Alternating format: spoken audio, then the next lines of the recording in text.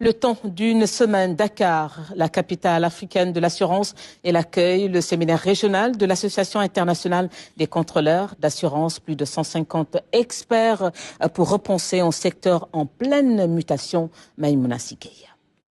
Au cœur des débats de ce séminaire régional qui se tient pour la première fois à Dakar, l'innovation et la modernisation des services d'assurance pour une meilleure sécurité des usagers.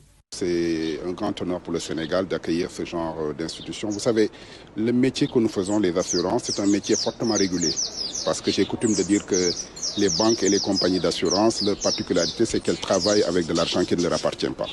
Et aujourd'hui, tous ces changements-là viennent très vite. On a parlé de la digitalisation, on a parlé de nouveaux types de consommateurs. Ça va très vite et c'est à nous, comme je l'ai dit tout à l'heure, la question c'est pas quand, mais parce que ça viendra inéluctablement, mais c'est à quelle vitesse. Pour la direction des assurances du Sénégal, l'enjeu est de taille.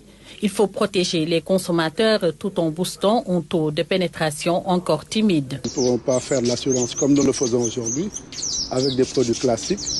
Nous avons inventé des produits adaptés, donc sur le coût. Nous avons inventé une distribution moderne qui puisse aller vers les masses sans que ça soit des bureaux de représentation physique. En cela, le digital aide beaucoup. Nous devons aussi aider la résilience de nos populations rurales. Le séminaire met également l'accent sur la résilience. Dans un contexte de vulnérabilité croissante, l'assurance doit devenir un levier de protection sociale, notamment face aux risques environnementaux. Si on met nos efforts en commun, donc on peut répondre rapidement, assister nos populations sans avoir recours à l'aide étrangère.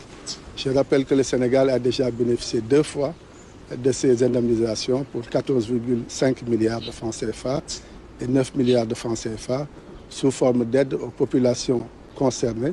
Durant 5 jours, ces décideurs vont travailler à l'harmonisation des normes, une étape importante pour bâtir un marché financier africain plus stable, plus transparent et surtout plus proche des citoyens.